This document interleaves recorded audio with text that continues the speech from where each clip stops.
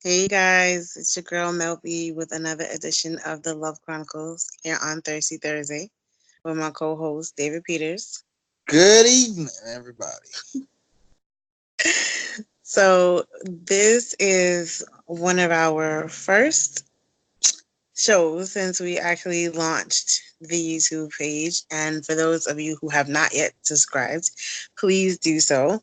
It's the Love Chronicles on YouTube.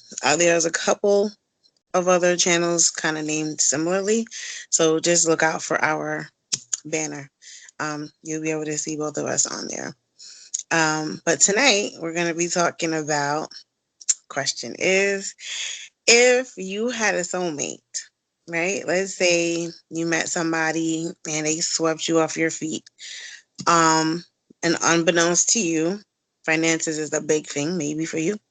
You find out that this person is poor um, while you make a lot of money. Let's say this is your circumstances. You are well to do. You have coins, okay? Um, would this stop you from dating your supposed, soulmate? Or, would you just dive in? Like, what would you do? Hmm. I think I need to find out the circumstances of why she poor, but Well, I okay. think it's different for men and women. I think.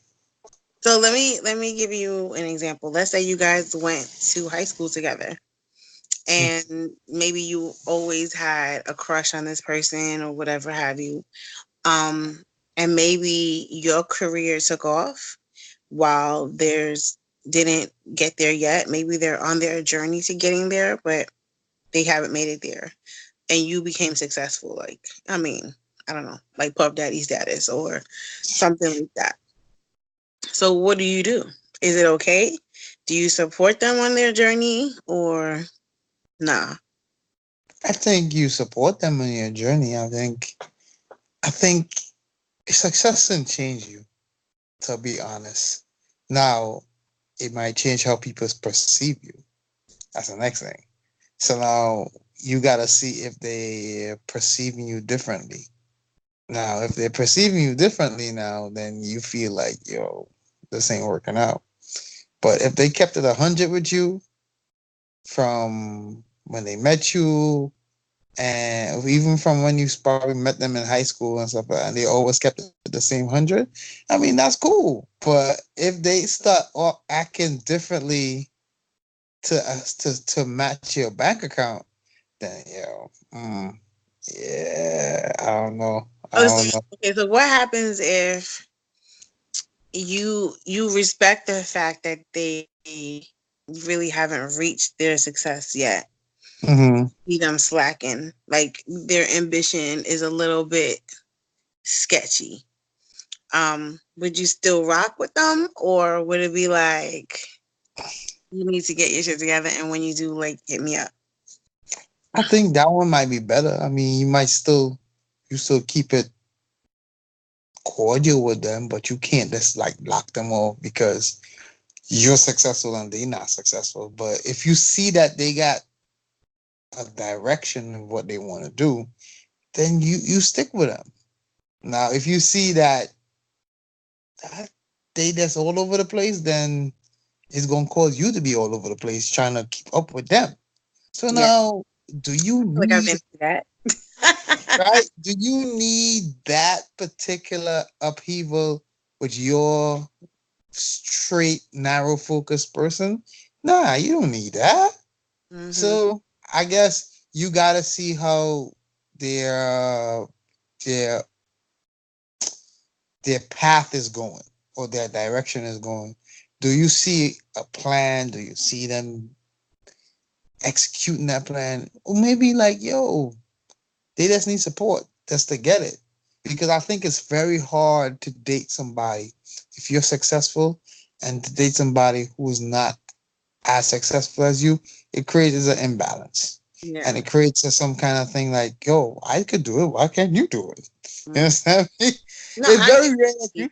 But I agree with that, and also I agree with the fact that if they haven't been able to have that ambition for themselves, you're not going to be the driving force that's going to change that person's personality.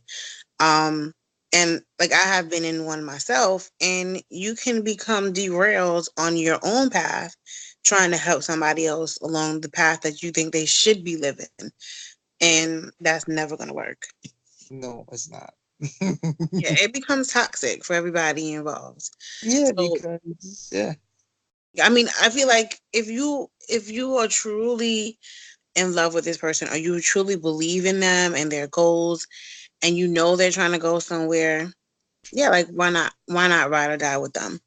But if this person is negative, if they're lazy, if they lack motivation, or you feel like you constantly have to be their cheerleader, their advancer, their executor, like, no, you need to drop the ball, because that is just gonna weigh you down.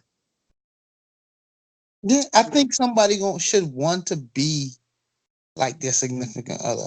So that should be like a benchmark to them. So if your significant other or somebody you're trying to date is making moves, right? I mean, you shouldn't use them as like a whole measuring stick, though. But I think you should be like, you know what? I got to be better by myself. I got to be better because I can't be the one that's gonna be propping this dude up unless that person really don't care.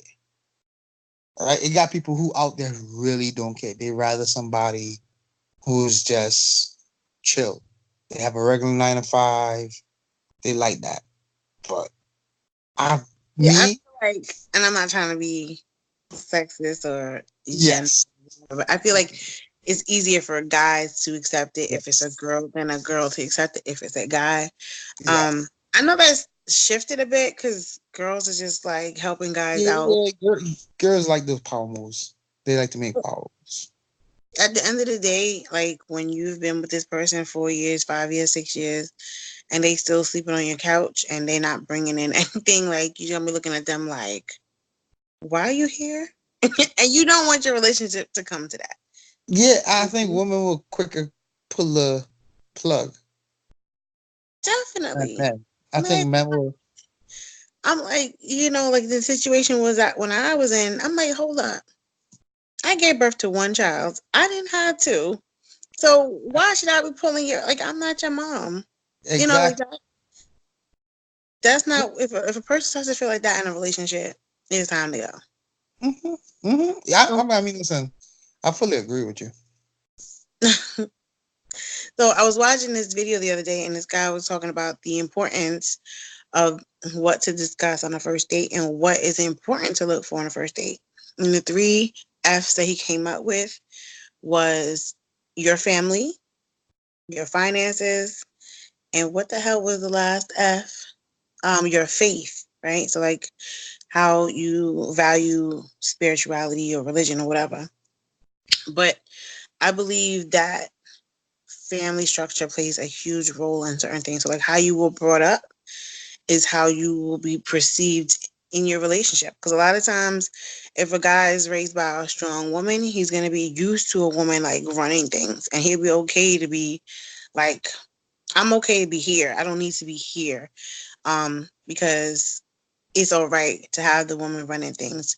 If they see a partnership where both parents are equally balanced in a relationship, like dad does this, mom does this, they're more likely to do that in their own relationship. So I Mhm. feel like that balance has been thrown off. So a lot of dudes don't know their place or what they're supposed to do in a relationship. You know what I'm saying? So if I'm expecting you to be the man of the house and you never seen that, I'm gonna be looking for this for the rest of my life with no ends coming. Like, okay, when's he gonna get off the couch? That's never gonna happen. And I can't, like Keisha Cole song was, you can't raise a man. You can't. Like, for the girls out there, You believe that they can teach a man. women cannot raise a man. They come close, but it's very hard to raise a man. You can't. It's impossible. So don't try to do it. Don't think you're gonna change him to make him what you want him to be. It is not going to happen. You're gonna waste your time. With that being said, tune in to next Thursday. We love you. Subscribe, YouTube. Okay, the Love Chronicles. Later. the Bye next bye. Thursday.